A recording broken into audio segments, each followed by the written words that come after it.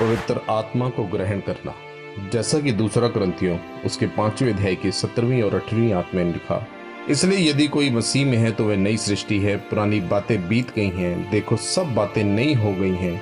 ये सब बातें परमेश्वर की ओर से हैं, जिसने मसीह के द्वारा अपने साथ हमारा मेल मिलाप कर लिया और मेल मिलाप की सेवा हमें सौंप दी है।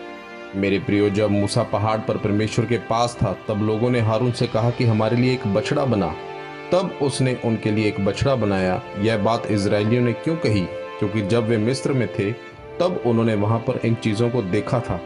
वहां से आने के बाद भी वो मानसिक तौर से मिस्र से अलग नहीं हुए थे। आज अगर कोई व्यक्ति चाहता है कि परमेश्वर उसे आशीषित करे तो उसे अपनी पुरानी जिंदगी से अलग होना पड़ेगा।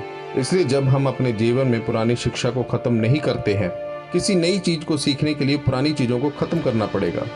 इसलिए जब हम अपने जीवन में पुरानी शिक्षा को खत्म नहीं करते हैं, तब हम उस व्यक्ति की तरह हैं जिसने अपने जीवन में पुरानी शिक्षा को सुना कि देसी घी खाने से सेहत बनती है, और वो रोज घी खाता जा रहा है।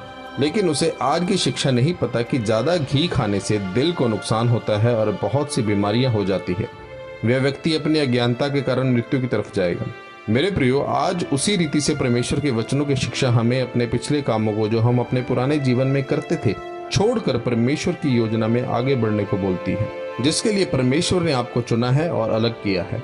जब आपका शरीर परमेश्वर की आत्मा को ग्रहण करने के लिए तैयार होता है, तब ही परमेश्वर अपनी योजना को आपके अंदर डालता है। वह योजना हो सकती है कि आपको एक देश का पीएम बनाने की हो, या हो सकता है कि परमेश्वर आपको एक बड़ा व्यापारी बनाना चाहता हो।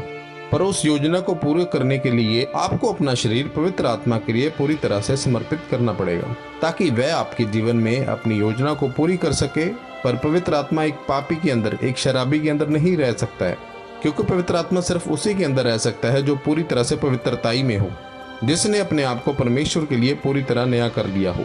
इसलिए मेरे प्रियो, अपने शरीर के कामों को और अपने पुराने कामों को छोड़कर परमेश्वर के वचनों के साथ नया बनना है। जब आप अपने शरीर के ऊपर काबू करना सीख जाएंगे, तब आप पवित्र आत्मा को अपने अंदर बसाने के लिए और परमेश्वर की योजना को अपने जीवन में पूरा करने के लिए तैयार हो जाएंगे। आमीन।